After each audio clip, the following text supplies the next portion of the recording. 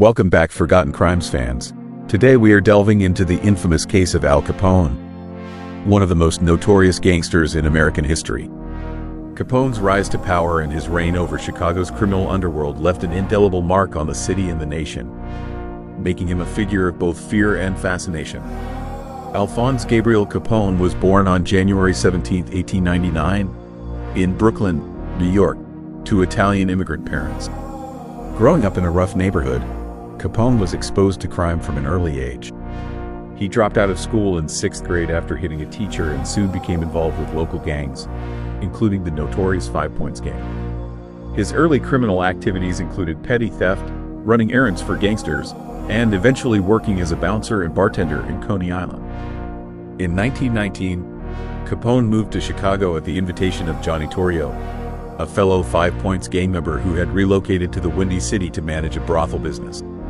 Torrio saw potential in Capone and took him under his wing, mentoring him in the ways of organized crime. Prohibition, which began in 1920, created a lucrative opportunity for those willing to engage in illegal activities, and Torrio and Capone seized the moment. Under Torrio's guidance, Capone quickly rose through the ranks of Chicago's underworld. He became involved in the bootlegging business, smuggling and distributing illegal alcohol. Capone's reputation for ruthlessness and efficiency grew, and he soon became Torrio's right-hand man. When Torrio was seriously injured in an assassination attempt in 1925, he decided to retire and handed control of the organization to Capone. As the new boss of Chicago's criminal empire, Capone expanded the organization's activities beyond bootlegging to include gambling, prostitution, and other illegal enterprises. His operation became known as the Chicago Outfit. Capone was a master of public relations, often portraying himself as a businessman and benefactor. He donated to charities, funded soup kitchens, and even received positive press for his efforts to help the poor during the Great Depression. However, this public persona masked the violent and ruthless tactics he used to maintain power. Capone's rise to power was marked by brutal gang wars with rival organizations. One of the most infamous events of this period was the St. Valentine's Day Massacre on February 14, 1929. Capone's men, posing as police officers, lined up 7 members of the rival North Side Gang against a wall and gunned them down. The massacre shocked the nation and solidified Capone's reputation as a cold-blooded killer willing to use any means necessary to eliminate his enemies. Despite his criminal activities, Capone managed to evade law enforcement for years, largely due to his ability to bribe officials and intimidate witnesses.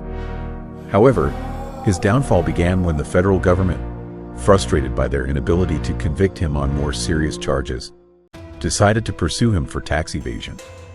In 1931, after years of meticulous investigation, Capone was indicted on 22 counts of tax evasion. The government argued that Capone had failed to pay taxes on the vast income he had generated through his criminal enterprises.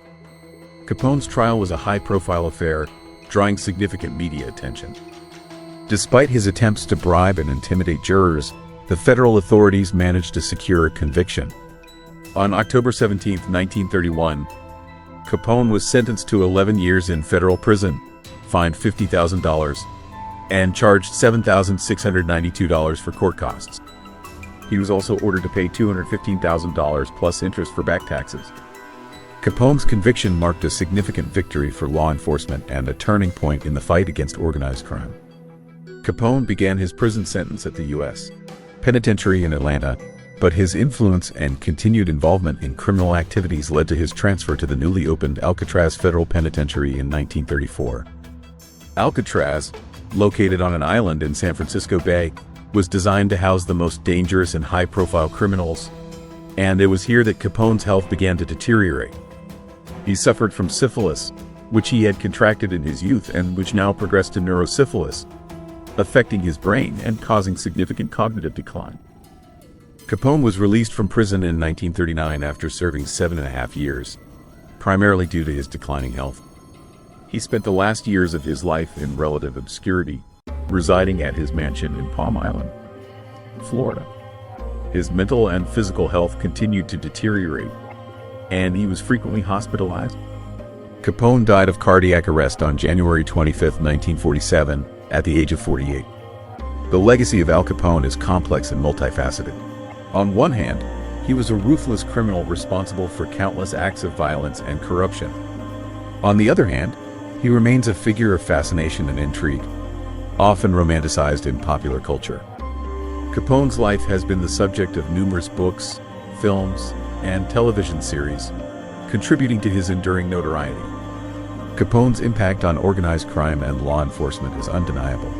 His ability to build a vast criminal empire and evade justice for so long highlighted the challenges faced by authorities in combating organized crime. The methods used to bring Capone to justice, particularly the focus on financial crimes, set important precedents for future investigations into criminal enterprises. In reflecting on the life and crimes of Al Capone, it is crucial to remember the victims and the suffering caused by his actions. The violence and corruption that defined his reign left deep scars on Chicago and the nation. While Capone's story is compelling, it is ultimately a tragic tale of the destructive power of greed and violence. The fascination with Capone, while understandable given the dramatic nature of his life, should also serve as a cautionary tale about the dangers of glorifying criminals.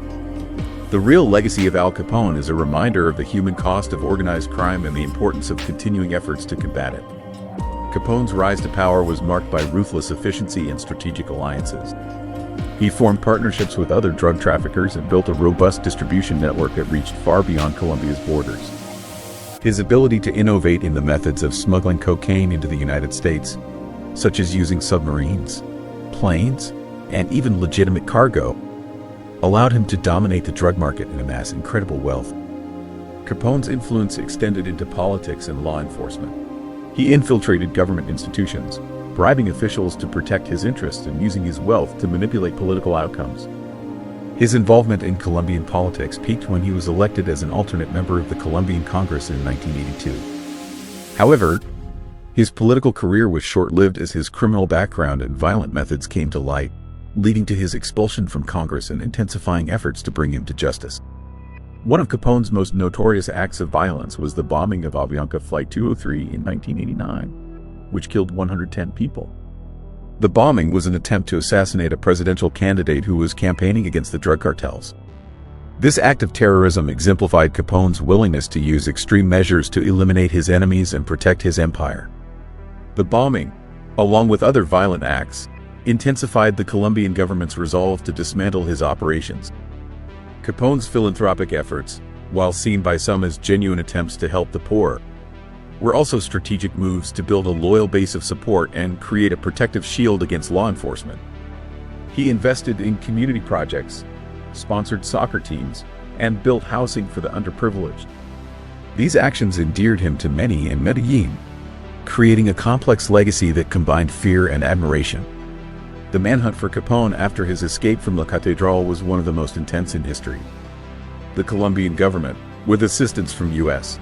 agencies, launched a relentless pursuit that involved wiretaps, informants, and high-tech surveillance. Capone's ability to evade capture for so long was a testament to his cunning and the loyalty of his supporters. However, the pressure from authorities and rival cartels ultimately led to his downfall. On December 2, 1993, Capone was tracked to a middle-class neighborhood in Medellin. In a final attempt to escape, he engaged in a rooftop chase with Colombian police before being fatally shot. His death was celebrated by the Colombian government and many citizens as a victory in the fight against the drug cartels. However, the power vacuum left by his demise led to further violence and the rise of other criminal organizations. The legacy of Al Capone serves as a stark reminder of the human cost of the drug trade and the challenges of addressing complex social and economic issues. His rise and fall illustrate the difficulties of combating organized crime and the need for comprehensive and coordinated efforts to address the root causes of such activities. Thanks for joining us on this episode of Forgotten Crimes. We love diving into the world of true crime, exploring the stories that grip the world and uncovering the details that make these cases so fascinating. If there's a case you're curious about or if you have any thoughts to share, let us know. Until next time, keep your curiosity alive and remember, the world of crime is as complex as it is captivating.